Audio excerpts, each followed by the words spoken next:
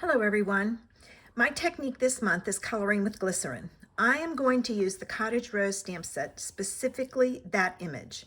So let me tell you what you need supplies wise. You need some glycerin.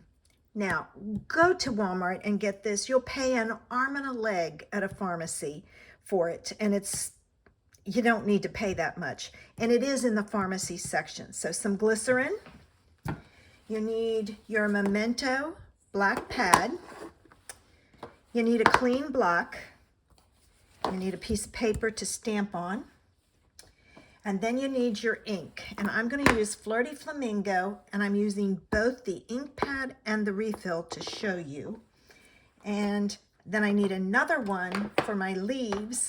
So I'm using Pear Pizzazz and a blender pen. I have a bunch of blender pens that I use for, a lot of times when they run out, this is what I use them for. All right, first thing you want to do is you want to stamp your image. Make sure you get good coverage. If you're afraid you won't, use your stamp apparatus. All right, so let me get this on here, and it might be upside down, but that's okay. I want to make sure I get the middle. All right, there. All right, now, I've never had a problem with this bleeding. If you're afraid that it will, then use Stays-On or hit it with the heat tool.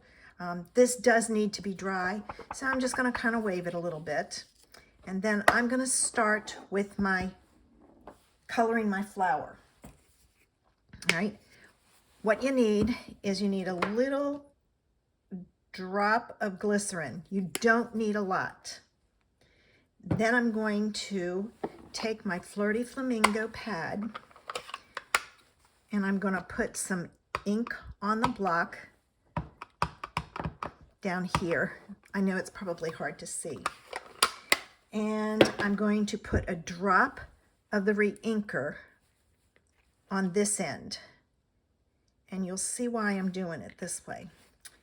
In nature, flowers are usually darker in the center and lighter on the outside. I have found that using the re-inker gives you a darker color, and using the ink pad is lighter. So I'm just kind of trying to maximize my time.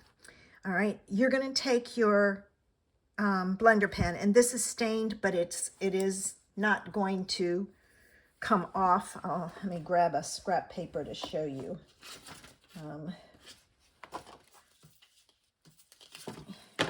Here, you will need to have a paper to scribble on to clean it. All right, what you're going to do is you're going to take and get a little bit of glycerin, and you're going to go over to your ink, and this is the ink refill, and I'm pulling it way out. And the reason I'm pulling it way out is I want it, I don't want it as dark. If you want it really dark, don't pull it so far. The further you pull it out, the lighter it gets. And I'm just gonna kind of make my own palette here. And then you just color. Now I have found that if you color in circles, you really don't see it. So that's what I do. I pick up a little bit of glycerin each time, and I'm just gonna work my way around, and see that's lighter, so I'll go back in and get mine a little darker. All right. I only add 1 drop because I figure if need be, I can go back and add more. And I'm just coloring around, and it isn't bleeding, as you see. I've got this one big flower left that I want to get colored. And then I'm going to switch to there. Now I'm going to switch and use the ink pad ink because I want it lighter, and you'll see. So I'm just smearing it around, and you can see how it's lighter. So that's a good way to get your variations in color, is to use both. If you want it all one color and you want it dark, then use your re-inker. And I just keep going in and coloring. And I just spread it around. So, I mean, it's really easy.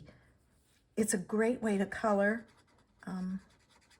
If you don't have the blends in the color that you want, just take and use your re-inker and ink pad,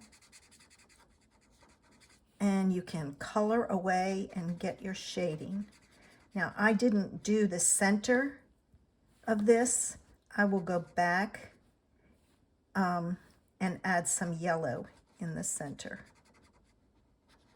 All right. So there's my flower colored. And see, look at that variation. Isn't it pretty? Oh, it's upside down, sorry.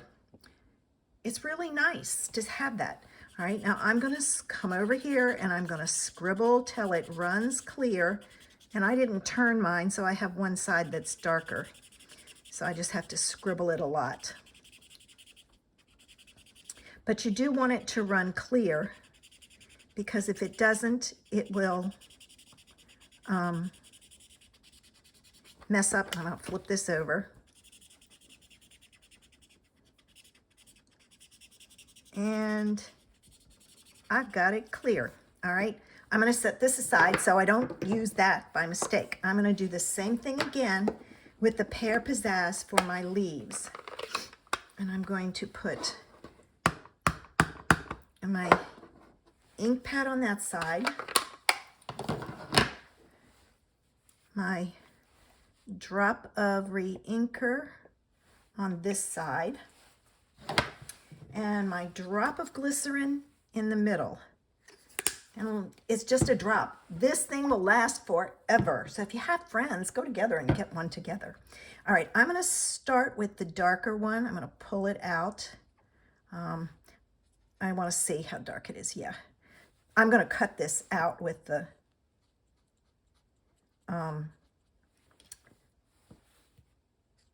coordinating die, so it's okay that I do it this way. And I'm just coloring half of it because I'm gonna make the tips of this light also. And I am coloring my stems.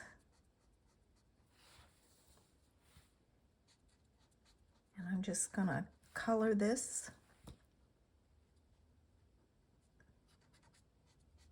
like so. Now I'm just going to scribble off a little to take some of the color out. Now I'm going to go in to my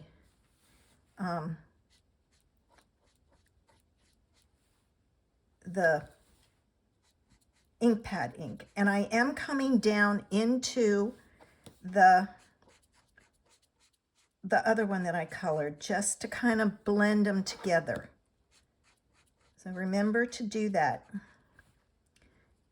right. And you don't need a lot. But what this does is it does give you some shading in the leaf.